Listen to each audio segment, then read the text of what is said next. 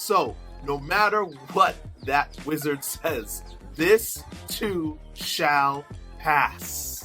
Those food cravings that have a strong hold on you will hold you.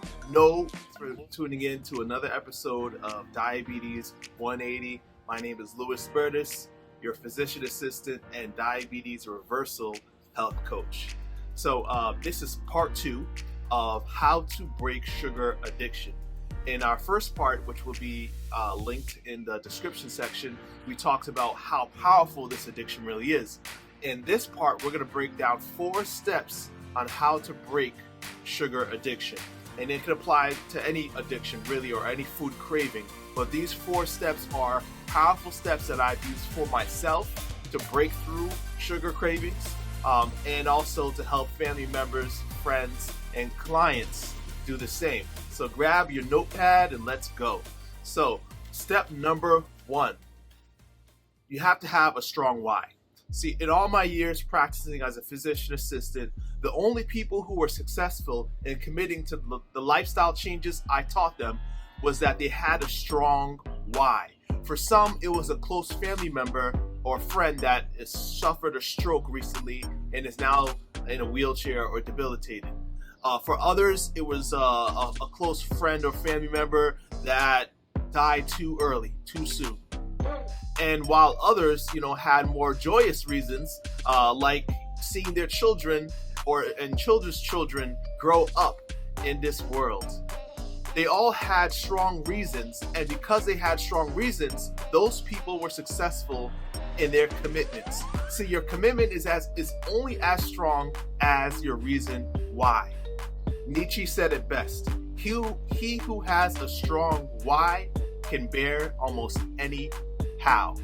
Once you've found your strong reason why to commit to breaking this habit, you want to surround yourself with reminders of that reason. It could be sticky notes around the house or office. It could be pictures on your fridge. Another great idea is to create a vision board and keep this close to you, because you want to remind yourself every day why you're making this commitment. Step number 2, really simple. Clean house. So you want to be able to make sure that you're not surrounded by these food cravings, and if you want to break from this addiction, clean your house, clean your office, your pantry, take everything out that all the junk food that you don't want to be snacking on anymore. Step 3 is to identify your triggers. We all have triggers when it comes to food cravings. For some, it's boredom. Others, stress eat. And for some, it's those moments that you want to celebrate, and you find yourself stuffing your face. Find your triggers. And once you identify the triggers, you want to find a plan to meet those triggers. So if you're bored, have a plan, for example, to call a friend or an accountability partner to remind you of why you shouldn't be snacking. Or if you stress eat, find healthy snacks and alternatives for celebrating moments with healthy foods. By having a plan for every trigger, you have a weapon, or so to speak, to meet those cravings when they are the strongest. Step number 4, and our final step, is know that these cravings will pass. You see, like an all-powerful wizard, your cravings will have you convinced that you will never pass these cravings. But this is simply not true. These cravings will pass.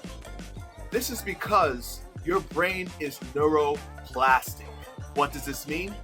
This means that the brain can be rewired to function different from how it previously functioned. This is an established fact.